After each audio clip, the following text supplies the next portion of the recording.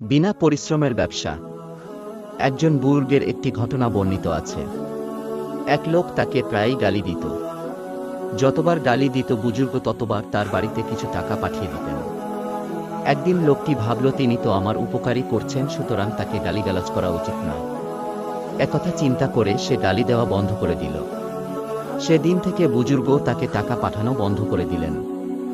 লোকটি এর কারণ জিজ্ঞেস করলেন। বুজুর্গ বললেন, ভাই, ব্যবসায় তো এটাই নিয়ম, দিতে হবে এবং নিতে হবে। তুমি এতদিন আমাকে মাল দিয়েছ, আমি তার বদলে তোমাকে টাকা দিয়েছি। এখন তুমি গাল দেওয়া বন্ধ করে দিয়েছ, তাই আমিও টাকা দেওয়া বন্ধ করে দিয়েছি।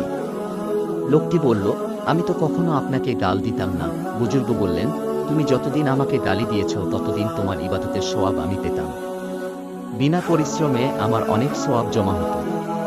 এখন তুমি গালি দেওয়া বন্ধ করে দিয়েছ, ফলে আমার আর সে উপকার হয় না।